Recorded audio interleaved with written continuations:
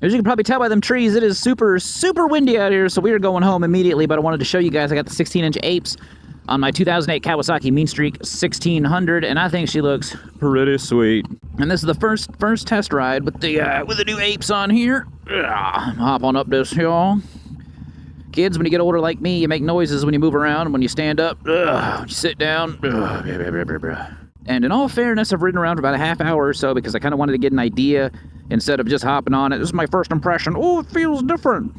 Nah. I wanted to get a little bit of a experience on these things first. And it's not just the side profile of the bike. The view from the old cockpit here looks pretty good too. So far, I am digging it.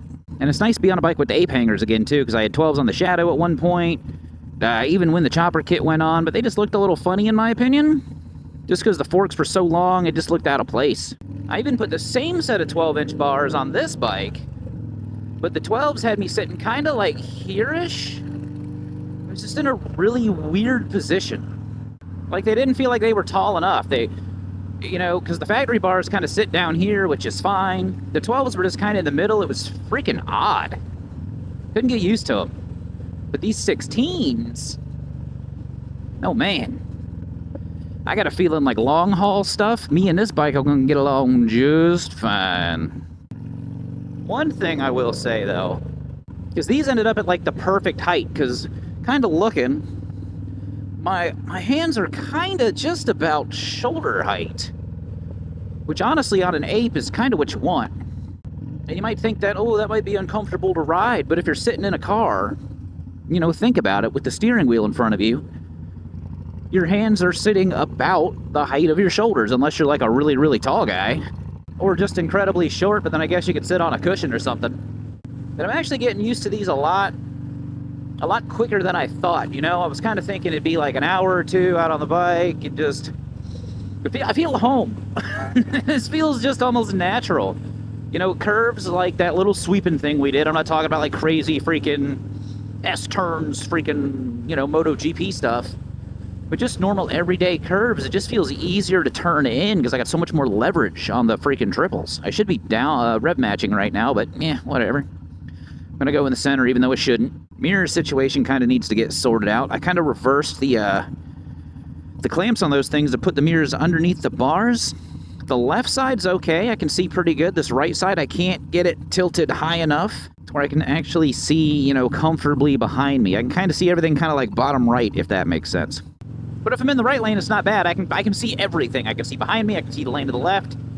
So we'll need to figure something out with the mirrors. I might just flip these back up because I got a set of like the little oval ones that I run on the Shadow. I got another pair of those I could throw on. Could throw the ones that came with this bike back on it. They were some crazy looking, spiky bat looking things, I guess. I don't know how else to describe them. But I already got them, so I may as well work, I think they'll stick with the pointy theme of the bike, I guess. But so far, I'm digging them. Putting them on wasn't too bad either. I was a little hesitant because I got this bike has a hydraulic clutch. I'm used to a cable clutch as far as making adjustments and swapping things out. This bike is fuel injected. It's the first fuel injected bike I've ever had. It's the only one I've ever had. So I was a little nervous about taking the tank off, the extra steps involved with that. Dude, it's a piece of cake, man. This is simple. Did I record the process? No. I did not, because I just wanted it done. And also, this isn't the Kawasaki Mean Streak channel. And from a channel perspective, I kind of I like to think of it kind of almost as a business, but it's not a business, Mr. Taxman. It is not a business. It is a hobby that sometimes I make a buck or two. But spending a bunch of time trying to record a video for something I've never kind of really done on this bike before, trying to do that on a motorcycle that they have not made since 2008, and it is current year, so that kind of just doesn't make any sense. That, I just didn't want the extra layer and having to stress about recording it too, and worry about if I'm doing things right, if things are in view, if what I'm talking about makes sense. Because I had to swap all this stuff. Not factory, geez. The previous owner put on an extended brake line, because the bars that came on this bike were like freaking huge. So that worked, so that was cool. The throttle cables I got for Mean Cycles had the push and the pull. The hydraulic clutch, that line was actually long enough, but you got to reroute it. So from the factory, comes down along the backbone of the bike, under the tank, loops around right under your butt, where your butt would be, and then goes into the side of, I don't know, the transmission. What the part where the freaking clutch pack is? That's where it hooks up, right? So instead of doing that, I pulled it out. I ran it down the front of the frame by the radiator, along the bottom, and then connected it to the engine. And as you can see, hopefully by that tiny little bit of slack right there, she was pretty much long enough. I think you can get 18-inch apes out of it if you have to. And then the wiring was a piece of cake. I just made some extension harnesses and just made it plug and play. Because I am not at all willing to cut up this bike's factory harness for some freaking ape hangers. No. No, no, no. Everything can be undone and reversed very, very easily. So if I decide in like 2 months that, man, these bars suck, these stink, I'm out of here, then we're able to do that. But as of right now, no, I'm digging it, man. I'm looking forward to doing like a longer trip or something on this thing now. Nothing like too crazy, about 2, 3, maybe 4 hours total, and really, really get a feel for these things. Because so far, I am digging them. I don't feel like I have less control over the bike than I did with the stock bars. I did it first. I think that's just because I haven't ridden this in a while because it's been torn apart. Because I planned on doing like one of those make your own cable kits for the throttles, but none of the fittings freaking worked.